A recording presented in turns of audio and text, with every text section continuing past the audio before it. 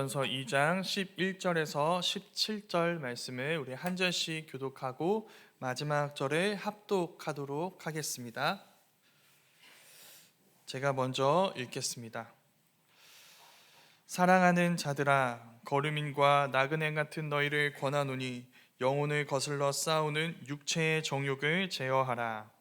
너희가 이방인 중에서 행실을 선하게 가져 너희를 악행한다고 비방하는 자들로 하여금 너희 선한 일을 보고 오시는 날에 하나님께 영광을 돌리게 하려 함이라. 인간의 모든 제도를 주를 위하여 순종하되 혹은 위에 있는 왕이나 혹은 그가 악행하는 자를 징벌하고 선행하는 자를 포상하기 위하여 보낸 총독에게 하라. 곧 선행으로 어리석은 사람들의 무식한 말을 막으시는 것이라. 너희는 자유가 있으나 그 자유로 악을 가리는 데 쓰지 말고 오직 하나님의 종과 같이 하라. 함께 읽겠습니다. 뭇 사람을 공경하며 형제를 사랑하며 하나님의 영을 존대하라. 아멘. 살아계신 하나님의 말씀입니다. 네, 오늘 말씀은 베드로 전서입니다. 굉장히 오랜만이실 것 같습니다. 본의 아니게 한 두 달 넘게, 한 두 달여 만에 이렇게 베드로전서 말씀 함께 나누게 되었습니다. 그래서 잠깐 베드로전서의 배경에 대해서 좀 설명을 드리고 말씀을 나눠야 할 것 같습니다. 먼저 저자입니다. 베드로전서 누가 쓴 책일까요? 네, 신약 성경은 이제 바울 서신을 제외하고는 나머지 모든 책들이 굉장히 친절하게 저자에 대해서 알려줍니다. 책 제목에 저자 이름이 다 있거든요. 베드로, 우리가 아는 그 예수님의 제자, 그 사도 베드로입니다. 이 베드로가 어떤 사람인지 이야기해주는 책은 사복음서와 사도행전이 있습니다. 둘 다 베드로에 대해 여러 중요한 정보들을 주는데 그 둘 중에, 그러니까 사복음서의 베드로와 사도행전의 베드로, 이 둘 중에 이 베드로 전서의 베드로는 어느 쪽에 더 가까울까요? 네, 사도행전의 베드로와 매우 가깝습니다. 복음서에서의 베드로 역시 지금 이 베드로이지만 이후 그는 부활하신 예수님을 만나고 성령을 받아 변화되어 사도행전에서는 이전과 전혀 다른 사람, 사도 베드로가 된 것을 우리는 잘 알고 있습니다. 그러나 사도행전에서 가장 대표적인 변화의 사람은 사실 베드로가 아니죠. 누구일까요? 네, 사도 바울입니다. 아마 성경 전체에서 바울만큼 그 변화가 명확한 사람은 없을 것입니다.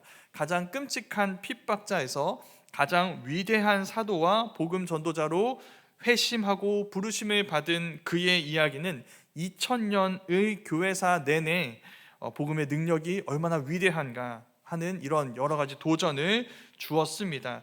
이 두 사람, 그러니까 베드로와 바울은 이런 변화라는 점에서 비슷한 점이 있지만 사실 다른 점이 훨씬 많습니다. 바울이 직접 한 얘기 중에 이런 말씀이 있습니다. 갈라디아서 2장 8절 말씀인데 제가 한번 읽어보겠습니다.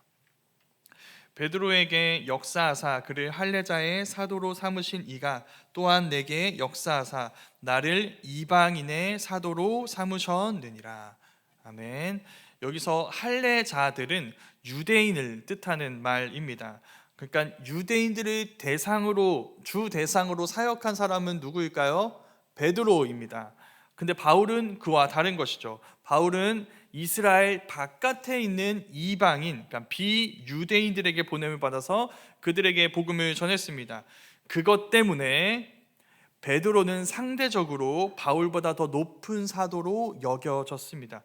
지금의 우리로서는 좀 이해가 되지 않으시죠?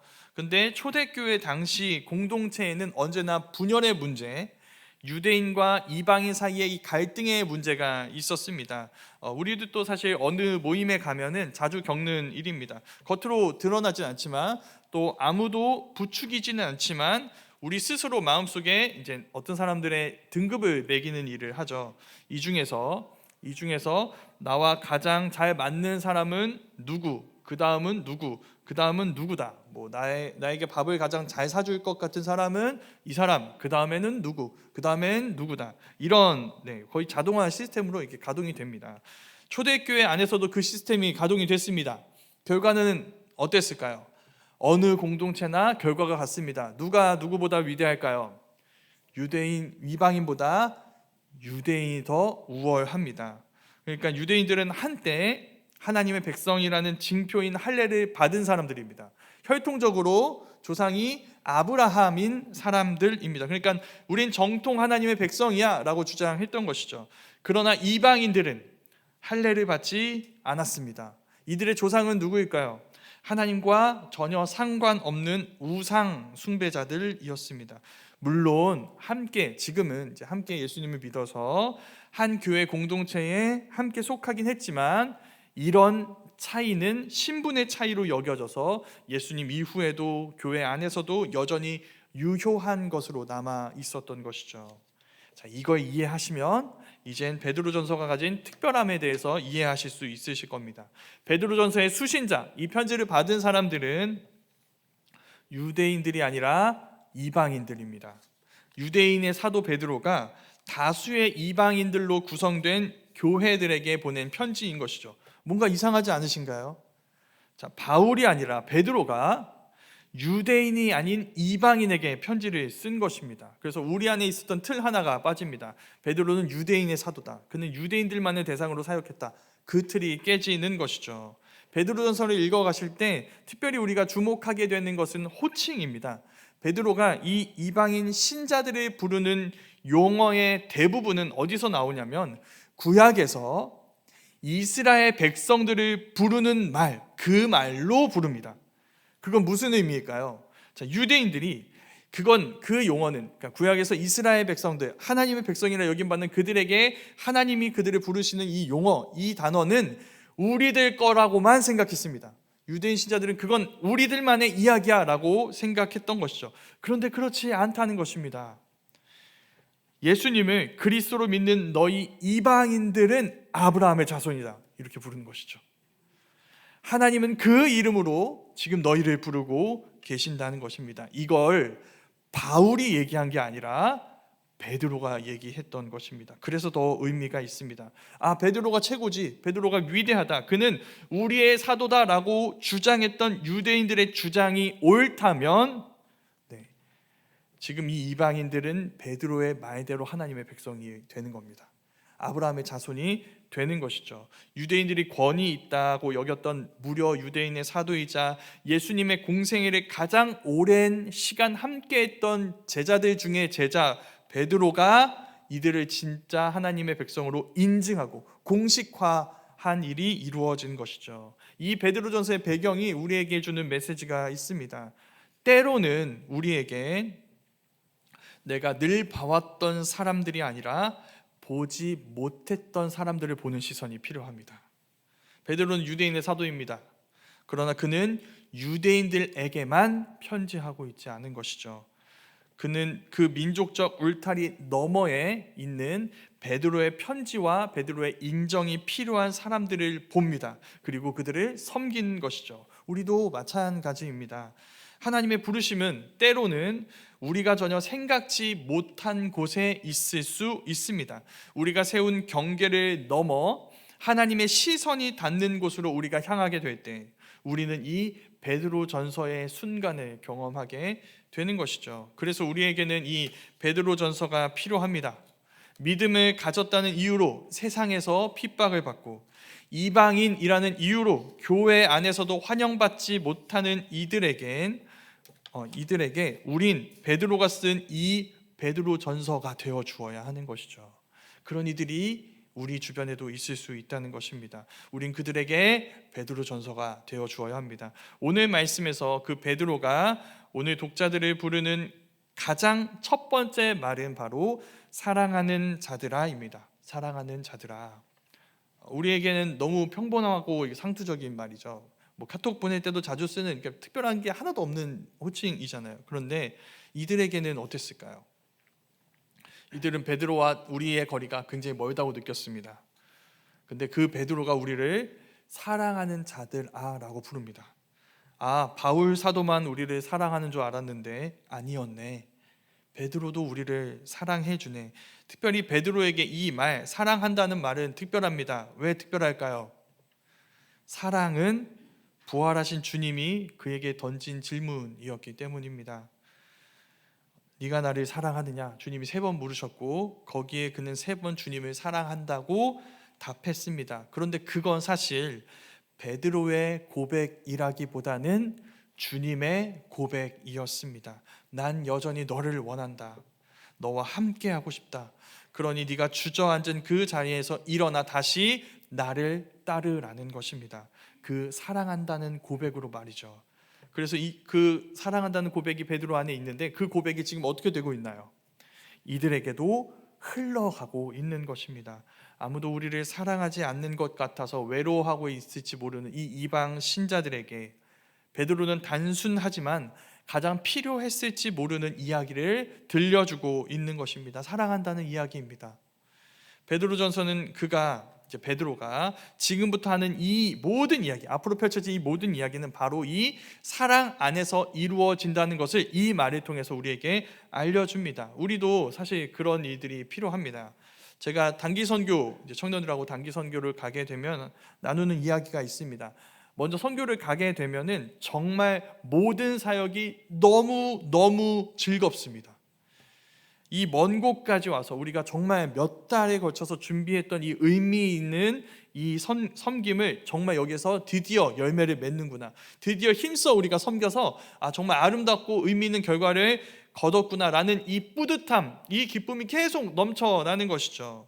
자, 그렇게 사역을 마치고 그날 밤이 되었습니다. 이제 다 같이 모이게 됐는데 한방에서 그렇게 모였을 때 제가 이렇게 질문합니다. 우리 오늘 사역을 사랑했는지 영혼을 사랑했는지 점검합시다. 사역을 사랑하는 건 쉽습니다. 그러나 영혼을 사랑하는 건 어렵습니다. 영혼을 사랑하지 않는 사역은 겉으로는 선해 보일 수 있지만 결국 그것은 자기 만족을 위한 일에 불과한 일이 됩니다. 그건 사역을 잘하면 잘할수록 우리를 자아도취에 빠지게 만드는 것이죠. 그래서 베드로는 우리에게 권면합니다. 언제나 영혼을 사랑해야 합니다. 그 사랑 안에서 모든 사역이 이루어져야 합니다. 우리의 사역의 동기는 영혼을 향한 사랑이어야 한다는 것이죠. 그 고백 위에서 이제 오늘 말씀을 좀 더 자세히 살펴보도록 하겠습니다. 베드로는 그 사랑하는 자들을 나그네와 거류민 같은 너희라고 부릅니다. 근데 앞에서부터 베드로전서를 쭉 읽어 오셨으면 이 표현이 그렇게 낯설지 않으실 것입니다. 베드로는 이미 2번이나 그들을 나그네라고 불렀습니다. 자, 성도님들이 유대인입니다. 나그네라는 말을 들으면 뭐가 떠오르실까요? 아브라함이 떠오르셔야 합니다. 아브라함, 하나님께 부르심을 받고 떠나서 자기 고향을 떠나서 유목민으로 떠돌아다니며 하나님을 쫓아 따라갔던 그 아브라함처럼 이들도, 이 이방인 신자들도 지금 믿음의 여정을 걷고 있다는 것입니다. 성도님들은 이 비유, 이 표현에 동의하시나요? 네, 동의해야 되겠죠. 베드로가 한 말인데. 그런데 사실 좀 솔직하게 본다면 이 표현은 좀 어색해 보입니다. 당연히 이들의 상황은 아브라함과 비슷한 점이 있습니다. 하나님을 만났죠. 예수 그리스도 안에서 하나님을 만났습니다. 그래서 새로운 삶을 살아가고 있습니다. 그런데 다른 점이 있습니다. 무엇이 다를까요? 장소입니다. 아브라함은 그가 살던 땅에서 어떻게 했나요? 떠났습니다. 새로운 땅, 알지 못하는, 하나님이 보여주실 땅이라고만 했던 그 땅으로 떠났습니다. 그런데 지금 여기 있는 이들은 아무도 떠나지 않았습니다. 원래 지금 살던 곳에 계속 살고 있는 상황이에요. 또 어쩌면 이들 중에는 단 한 번도 지금 살고 있는 이곳을 떠나본 적이 없는 사람들도 있을 것입니다. 그런데 지금 그런 사람들과 베드로는 그런 사람들과 아브라함을 지금 연결시킬 수 있었습니다. 이유가 무엇일까요? 아무것도 장소적으로 봤을 때, 겉으로 봤을 때 아무것도 달라지지 않았는데 내가 원래 살고 있는 곳에 계속 살고 있는데 무엇이 달라졌다는 걸까요? 바로 이 사람들이 달라졌습니다.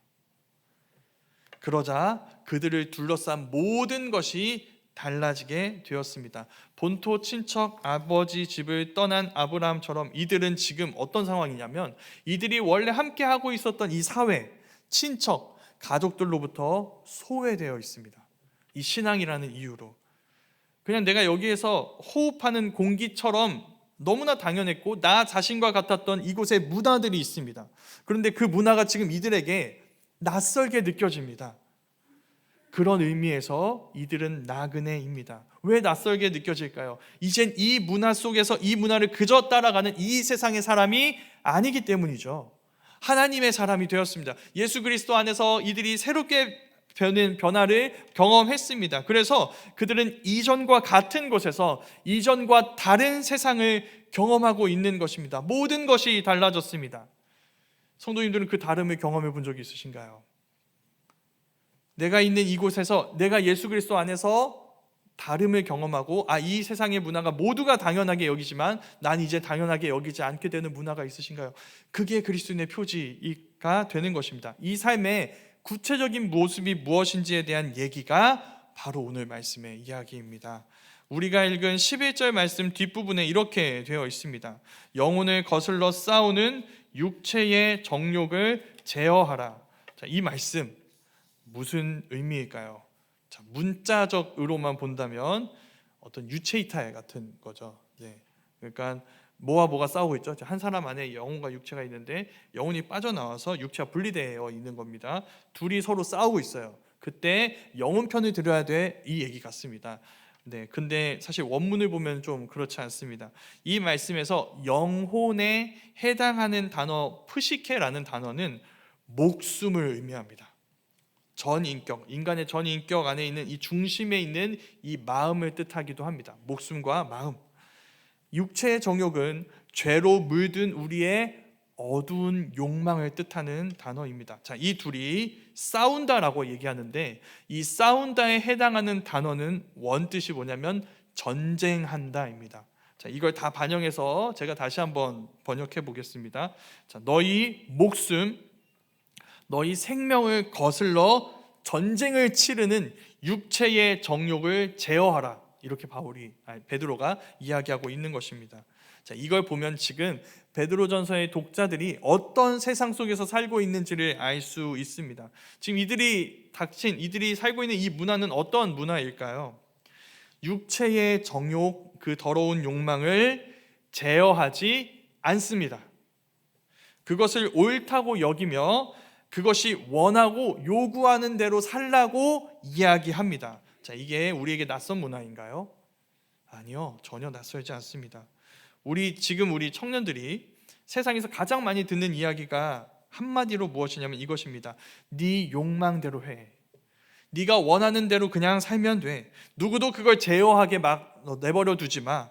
네가 원하는 삶을 사는 것이 곧 네가 너답게 사는 것이고 잘 사는 거야. 그러니까 무조건 네가 원하는 대로 해. 그것을 틀렸다고 말하는 어떤 소리도 듣지 마. 이게 이제 청년들이 듣는 소리입니다. 여기에 누구도 비판하지 않습니다. 맞는 말 같거든요.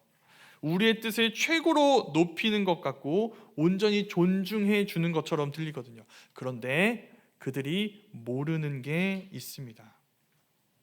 사람은 자기의 욕망대로 살 때 어떤 일이 일어나게 되냐면 사람은 자기들의 욕망이 자기들을 구원하는 것이 아니라 파괴한다는 사실을 모릅니다. 사람들은 자기 욕망대로 살면 내 생명, 내 영혼이 파괴된다는 사실을 모른다는 것이죠. 근데 이건 그냥 그리스도인이니까 교회 다니는 사람이니까 그렇게 말씀하시는 거죠 하는 주장이 아닙니다. 닐 포스트먼이라는 미국의 문화 비평가가 쓴 책 중에 죽도록 즐기기라는 책이 있습니다. 죽도록 즐기기. 자, 어때 보이시나요? 즐기는 거니까 행복한 걸까요? 아니요, 죽도록 즐기는 겁니다. 그들은 즐기면 즐길수록 그들의 생명이 어떻게 될까요? 그들의 생명과 영혼이 파괴됩니다.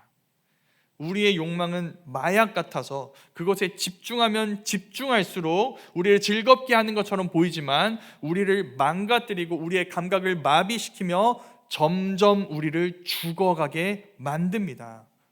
그러나 욕망 만능주의는 거기에서 돌이켜야 하는 이유와 돌이키는 방법을 알지 못합니다. 이 세상은 알지 못합니다. 그런데 성경은 2000년 전부터 지금 이렇게 얘기하고 있습니다. 우리의 욕망은 선하지 않습니다. 그 욕망이 원하는 삶은 우리를 파괴합니다. 우리에게는 우리 욕망이 원하는 삶을 사는 것이 아니라 그 욕망에서 벗어난 삶, 더 나아가 새로운 선한 욕망을 따르는 삶이 필요하다는 것입니다. 그게 베드로가 주는 권면입니다. 그게 너희에게 이루어졌다는 것입니다. 너희 안에 있는 악한 욕망 말고 새로운 욕망이 너희에게 생겨났다. 이제 너희는 너희의 세상에서 낯선 자들이 될 것이다. 그 욕망을 따르지 않으니까, 욕망을 따르는 세상을 낯선 문화로 여기니까 이제 너희는 낯선 자들, 이방인과 같은, 나그네와 같은 자들이 된 것이다. 이렇게 얘기하는 것이죠. 재밌는 것은 그 다음입니다. 12절 말씀인데 제가 한번 읽어보겠습니다. 너희가 이방인 중에서 행실을 선하게 가져 너희를 악행한다고 비방하는 자들로 하여금 너희 선한 일을 보고 오시는 날에 하나님께 영광을 돌리게 하려 함이라. 아멘. 자, 베드로가 다시 뭐라고 얘기하죠? 첫 번째에서 이방인이라는 단어를 씁니다. 자, 여기서 이방인은 누구일까요? 베드로가 편지하는 교회가 아닙니다. 그러니까 이방인과 같이 살아라라고 얘기했는데 그들이 이방인이 아닙니다. 지금 여기서 이방인들은 어떤 사람들이냐면 이미 지금 이 베드로가 편지하는 이 교회와 함께 그 땅에 오래 살고 있었던 불신자들입니다. 그들이 이방인이라고 얘기하는 것이죠. 방금 이방인처럼 살라고 권면한 그 너희 교회가 아니라 그들, 그 교회를 둘러싼 불신자들, 그들이 이방인이라는 것입니다. 왜 이렇게 얘기하는 걸까요? 이유가 무엇일까요? 여기에 담긴 메시지가 이것입니다. 너희가 나그네처럼 낯선 외부인인 것처럼 사는 그 땅의 주인은 그들이 아니라는 것입니다. 그들을 다스리고 있는, 이 이방인들을 다스리고 있는 이들의 통치자가 그 땅의 주인도 아닙니다. 그럼 누구일까요? 그 땅의 주인은 하나님과 그가 보내신 왕 예수 그리스도께서 그 땅의 왕이십니다. 그러니까 너희 그리스도인들은 그 땅의 진짜 통치자의 백성이라고 얘기하는 것이죠. 그러니까 이들이 이방인이 아닙니다. 그들의 땅입니다. 그들의 왕이 그들에게 주신 땅이 바로 그 땅입니다. 너희를 비방하고 있는, 너희는 복음을 믿으니까 우리와 달라라고 하면서 비방하고 있는 바로 그 불신자들이 이방인이라고 이야기하는 것이죠. 그 사실을 기억해야 합니다. 자, 베드로가 말하는 것처럼 지금 우리는 이 땅에서, 지금 우리가 있는 곳에서 나그네로 사는 사람들이 맞습니다. 우리는 그 땅의 문화를 따라 살아가지 않습니다. 낯선 것으로 여기는 이방인과 같은 삶을 살죠. 그러나 그건 지금 내가 처한 자리, 내 일상이 이루어지는 내 장소가 내 것이 아니다. 이건 내 장소가 아니야. 더 나아가 하나님의 장소도 아니야 라는 뜻이 아닙니다. 그곳은 하나님의 땅입니다. 하나님이 지금 우리를 그 자리, 하나님이 다스리시는 그곳으로 우리를 부르신 것입니다. 그러니까 그 땅을, 우리가 사는 이 일상의 자리를 소홀히 여기거나 무시하는 일은 우리의 일이 아니라는 것이죠. 우린 그곳에서 하나님과 교제하며 하나님의 영광을 드러내며 그곳의 진짜 주인이신 하나님을 고백하고 그분의 일에, 거기서 그분이 하시는 그분의 일에 참여해야 하는 것입니다. 자, 바로 여기에서 고민이 생깁니다. 우리가 사는 곳에서 하나님의 일에 참여해야겠구나. 네, 그렇게 해야 됩니다. 그런데 그곳은 어떤 곳일까요? 하나님을 미워하는 곳입니다. 하나님께 친절하지 않은 악한 문화가 지배하고 있는 곳입니다. 거기서 어떻게 하는 게 그리스도인의 삶이 되는 걸까요? 그리스도인다운 삶이 되는 걸까요? 오늘 말씀이 말하는 첫 번째 답변은 이것입니다. 자, 우리는 그곳에서 그들과 맞서 싸우는 것이 아닙니다. 그 방법이 아닙니다. 우리는 어떻게 해야 되냐면 우리 안에 있는 것들, 그들을 닮은, 그러니까 우리를 둘러싼 그 악한 문화를 닮은 그 옛사람, 우리 안에 있는 옛사람, 그 육체의 정욕과 싸워야 합니다. 우리는 그들과 다르기 때문이죠. 이 다름, 우리는 그들과 다르다. 그래서 다르게 살아야 된다. 이 다름이 우리가 정말 깊이 생각해 봐야 되는 주제, 그리고 언제나 우리를 어렵게 하는 주제입니다. 우린 자주 이런 얘기합니다. 우리 그리스도의 기준은 세상의 기준과 다릅니다. 맞는 말인가요? 네, 맞는 말입니다. 그런데 이 문장, 자, 우리 그리스도인의 기준은 세상의 기준과 다릅니다. 이 문장만 붙잡으면 문제가 생깁니다. 어떤 문제일까요? 자, 모든 이단들도 자기들의 기준은 세상의 기준과 다르다고 얘기합니다. 그런데 그들이 말하는 그 다름은 어떤 다름인가요? 이 세상을 살리는 다름이 아니라 이 세상을 죽이고 병들게 하는 다름입니다. 이 세상을 유익하게 하는 것이 아니라 자기들만 유익하게 하는 다름입니다. 그래서 우리는 우리 그리스도인들은 세상의 기준과 다릅니다 라는 말 뒤에 한 가지 말을 더 생각해 봐야 됩니다. 그 다름은 어떤 다름인가요? 어떻게 다르다는 것일까요? 그 다름은 단순히 반사회적인 행위가 아닙니다. 이 세상에서 선한 시민으로 살아가기를 포기하는 것이 아닙니다. 그래서 이 말이 중요합니다. 우리의 다름은 이 세상, 이 사회의 기준을 넘어서는 선함이어야 합니다. 넘어서는 선함입니다. 예를 들면 이런 것이죠. 그리스도인들은 왜 법을 지킬까요? 과태료를 받으니까가 아니라 이웃을 내 몸과 같이 사랑하라는 말씀에 순종하기 위해서입니다. 법이 제시한 기준을 넘어서서 자기 희생이 담긴 선행, 이게 바로 그리스도인의 다름이 되는 것이죠. 그건 사회를 병들게 하는 것이 아니라 놀라게 합니다. 유익하게 하고 놀라게 합니다. 그래서 어떤 일들이 일어나는가? 이런 일들이 일어납니다. 자, 교회가 세상, 이 사회의 기준과 다릅니다. 그럼 그 교회를 보고 사회는 뭐라고 얘기할까요? 처음에는 이렇게 얘기할 것입니다. 너희는 우리와 다르다. 그래서 너희는 틀렸다. 이게 첫 번째 평가입니다. 그런데 그 평가 이후에 그리스도인의 다름에 대해서 관찰하고 주목하기 시작하는 것이죠. 그러면서 그 대답이 달라집니다. 너희는 우리와 다르다. 그래서 너희는 우리보다 위대하다가 되는 겁니다. 우리가 섬기는 로마 황제와 로마의 법보다 너희가 섬기는 예수 그리스도와 그의 명령이 더 정의롭고 더 따뜻하며 위대하다. 그러니 그 예수 그리스도가 이 세상의 진정한 왕이시며 이 세상은 그러니까 로마 제국의 세상이 아니라 그 예수 그리스도의 세상이 진짜 하나님의 나라다. 이렇게 바뀌는 것입니다. 다릅니다. 그런데 그들이 더 위대하다는 평가로 바뀌게 되는 것이죠. 이 이야기를 더 깊이 베드로는 들어가게 됩니다. 13절과 14절 말씀인데 제가 한번 읽어보겠습니다.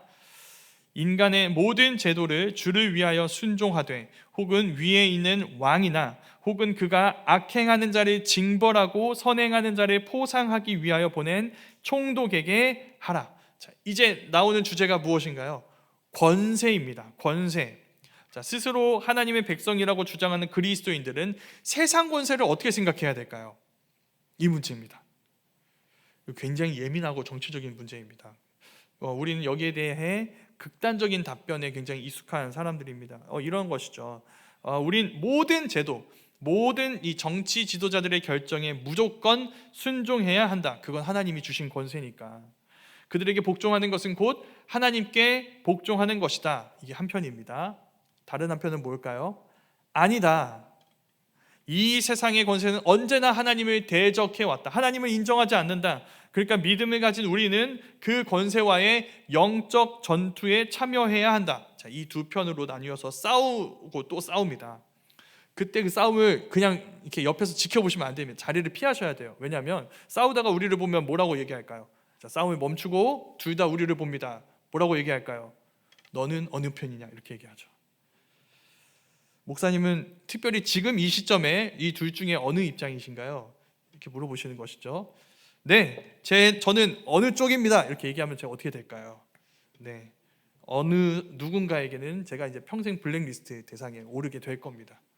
네, 다를 테니까요. 누군가는 반드시 다를 테니까요. 그래서 저는 좀 다른 식으로 한번 얘기를 해 보도록 하겠습니다. 먼저 이 대답은 제 입장이 아니라 베드로의 입장입니다. 네, 아시겠죠? 제 입장이 아니라 베드로의 입장입니다. 그리고 저는 그 베드로의 입장에 동의합니다. 베드로가 이렇게 이야기합니다. 인간의 모든 제도를 주를 위하여 순종하라. 자, 왕에게, 총독에게. 자, 일단 순종하라고 얘기했죠. 그러니까 순종 쪽인 것처럼 보입니다. 그런데 의미심장한 말이 붙어 있죠. 어떤 말인가요? 주를 위하여라는 말입니다. 그 뒤에 나오는 총독도 그냥 총독이 아닙니다. 그는 악행자를 징벌하고 선행자를 포상하는 총독입니다. 자, 무슨 의미일까요? 분별 있는 순종을 하라는 것입니다. 자, 분별 있는 순종. 이 두 단어가 다 중요합니다. 분별 있는 순종. 이 두 단어 중에 어느 한 단어를 빼서는 안 됩니다. 분별 있는 순종을 해야 됩니다. 자, 모든 권세는 분별을 좋아할까요? 좋아하지 않습니다. 분별하겠다는 것은 무엇이냐면 우리가 결정한, 우리가 생각하는 옳음에 도전하겠다는 의미이기 때문이죠. 그래서 권세자들은 주를 위하여 그들에게 순종하는 것을 좋아하지 않습니다. 지금 이 베드로전서 독자들의 핍박한 이 주변에 있었던 사람들처럼 이제 주를 위하여 순종하는 이 그리스도인들의 제국은 언제나 핍박하고 억압해 왔습니다. 자, 그때 그리스도인들이 거기에 맞서는 대답, 이 핍박에 대해서 대답하는 이 대답은 무엇일까요? 선행을 따르는 삶입니다. 그 선행이 그리스도인들의 저항 방법인 것이죠. 무력해 보이시나요? 어떻게 보이시나요? 의외로 그 방법은 굉장히 강력합니다. 자, 제국의 입장에서 한번 생각을 해보겠습니다. 우리가 로마 제국의 통치자고 공무원들입니다. 그리스도인들이 있어요. 우리의 법을 지키는데 좀 애매합니다. 그리스도인들을 어떻게 대해야 될지 모르겠어요. 일단은 그리스도인들은 좋은 시민일까요? 네, 좋은 시민입니다. 우리의 기준을 넘어서는 모범적인 모습으로 우리에게 순종을 하거든요. 그런데 그들이 계산적이지가 않아요. 그러니까 우리를 무서워해서 순종하는 게 아닙니다. 그들 안에 있는 신앙 때문에 우리에게 순종을 하는 것이죠. 그래서 아는 겁니다. 그들은 우리 로마 제국에 순종하지만 우리는 그들을 굴복시킨 것은 아니에요.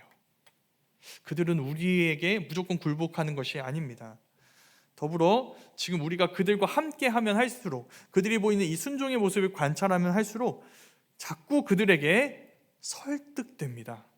뭐냐면 앞에서 말하는 것처럼 이들의 이 로마 제국과 그들의 법은 법보다 그리스도인들이 따른 예수 그리스도와 그 예수 그리스도의 명령이 자꾸 더 우월해 보이고 더 위대해 보이는 것이죠. 그들을 관찰하면 관찰할수록 그렇습니다. 우리보다 위대한데, 우리보다 더 나은 것 같은데, 그런 모습을 계속 보이는 것입니다. 자, 로마 제국은 지금 로마 제국에 순종하는 나라들을 어떻게 굴복시켰을까요? 총, 칼과 탱크와 폭력으로 굴복시켰습니다. 그러니까 우리에게 굴복한 이들은 우리에게 순종은 합니다. 그런데 우리를 좋아할까요? 좋아하지 않죠. 그냥 억지로 안 하면 죽으니까 이렇게 굴복하고 있을 뿐입니다. 그러나 저들이 믿는 예수 그리스도는 어떻게 하셨나요?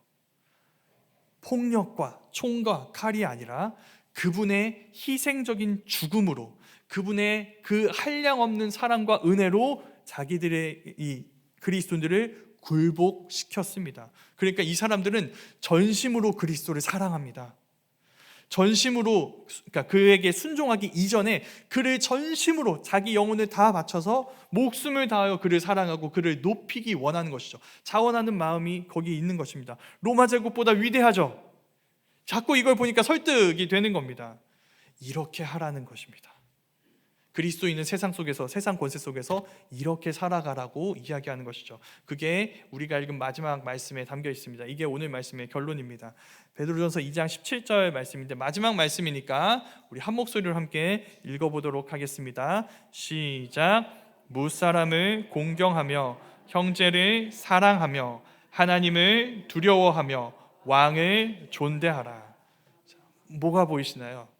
분별이 보이시죠? 무사람, 그러니까 일반 이 불신자들을 대하는 모습과 형제를 대하는, 교회 안에 있는 같은 공동체 안에 있는 같은 그리스도인들을 대하는 모습이 다릅니다. 물론 우리는 이웃을 멸시하지 않습니다. 공경해요. 그런데 그들을 소중히 여기고 공경하는데 우리는 그들에게 우리를 맡길 수 있을까요? 그들이 하는 모든 결정을 옳다고 얘기할 수 있을까요? 아니요, 그렇게 할 수 없습니다. 우리는 그들을 공경하지만 주님의 방법대로 공경합니다. 그리고 형제, 이 공동체 안에서 주님이 우리에게 베푸신 사랑으로 온전히 사랑을 누리는 이 관계를 유지하게 됩니다. 자, 우리는 왕을 존대합니다. 그런데 왕을 두려워하진 않습니다. 우리가 두려워하는 자는 하나님뿐이에요. 그래서 우리는 그를 존대하는 일이 언제나 하나님을 위한 일, 주님을 위해서 그를 존대한다는 것을 기억합니다. 그래서 하나님의 방법대로 이 제국을 유익하게 만들지만, 그리스도는 그렇게 합니다. 이 제국을 유익하게 만들지만 이 제국의 권세를 하나님처럼 여기지 않는 것입니다. 그게 우리가 이 악한 세상 속에서 사는 방법입니다. 선한 이웃으로, 선한 시민으로 우리는 살아가되 그리스도인으로 살아간다는 것이죠. 그리스도인의 방법대로 이 사회에서 선한 이웃이 되어주고 선한 시민으로 살아가는 것입니다. 그래서 이 세상의 권세에 주를 위하여 순종함으로 그 권세를 선한 능력으로 변화시키는 자들, 그게 바로 우리 그리스도인이라는 것이죠. 이렇게 주님이 우리에게 가르쳐 주신 방법대로 우리 모두가 이웃을 존중하고 주를 위하여 권세에 순종함으로 우리의 순종이 우리가 속한 이 세상을 하나님 나라로 변화시켜가고 우리의 존중이 이웃을 돌이켜 회개하게 하며 그 모든 것으로 우리가 하나님께 영광을 올려드리는 삶이 우리 가운데 이루어지기를 주님의 이름으로 축원합니다. 아멘. 우리 이 시간 함께 말씀을 기억하며 기도했으면 좋겠습니다. 하나님, 우리가 주님의 방법대로 사랑하고 섬기고 살아가는 법을 배우게 하여 주옵소서. 이 세상의 악한 문화에 지혜롭게 저항하게 하시고 그런 우리를 통해 예수 그리스도가 드러나 하나님의 영광이 드러나게 하여 주시옵소서. 우리 일상의 작은 사랑과 섬김으로 이 세상이 우리를 통해 주님을 보고 주님께로 돌아오는 그런 변화가 이루어지는 일들이 이루어지게 하여 주시옵소서. 우리 이 시간 함께 통성으로 기도하도록 하겠습니다.